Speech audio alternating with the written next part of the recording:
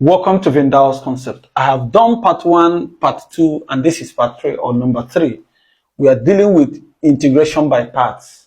Please don't forget to share this video, like, subscribe, and follow. Alright. I am not going to be able to solve this. I am going to use this LIATE. This LIATE is like the board mass, So what does board mass do for you? Board mass helps you to know the one you should operate on first. The same thing, this LIATE helps you to know the first you should call your U. And before that, let me show you that the formula for integration by part, which is also like multiplying two functions in integration, is given as the integral of U dv, which is equal to uv minus v du. All right. So the problem we always face when you have integration by part is which one is going to be my u and which one is going to be my dv. Being able to make these assumptions or to ascertain these two functions, you'll be able to solve it by putting it here. But most times we run into problem, and that is why I want to show you the order by which you should be able to say this is u and this is the v. Are you ready? Okay, let's move. The L represents log. This L represents log or ln x, log. So whenever you see log, the rule says you must go with log first before any other one. If you do not see log, you may see I. What is I? Inverse. This inverse includes like sine inverse or cos inverse or so on and so forth. Now, if you do not see anything like inverse, just like we are not seeing, you cannot call any of them u. The next one is A. What does A represent? Algebra.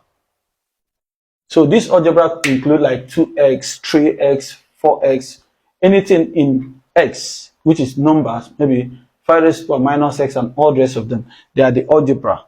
So since I do not have any of them there, I am not going to call anyone u. The next one is trigonometry. Trigonometry. Now, if you look at trigonometry, they include sine, cos, cosine, and all the rest of them. And if that is seen here, we have this.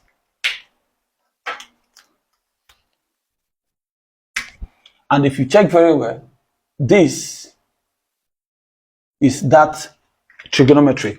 And because, according to my rule, I will call it u first. Therefore, I'm going to say that u is going to be equal to cos 3x. All right. Remember, as I have found u, another job I have to do is to get du.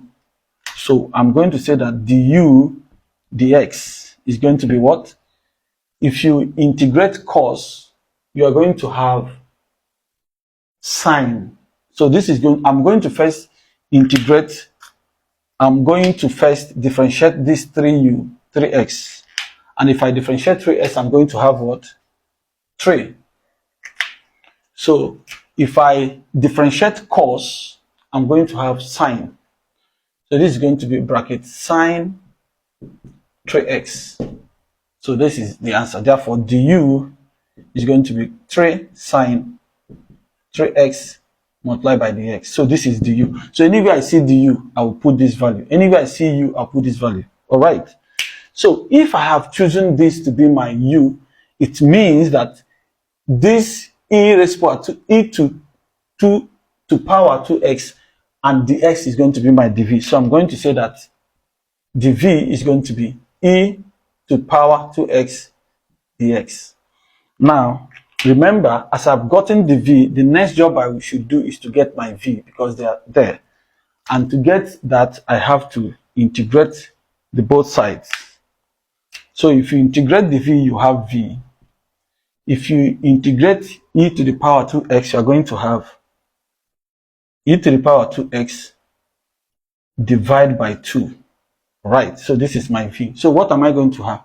I have my v, I have my dv, I have my du, I have my u.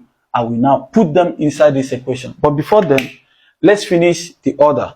So After t, the next thing is what? E, which is what? Exponential function, just like this e, or maybe 3 raised to the power x, or maybe e to the power x. So this is the order you must choose to call your u before you continue going into this integration by parts.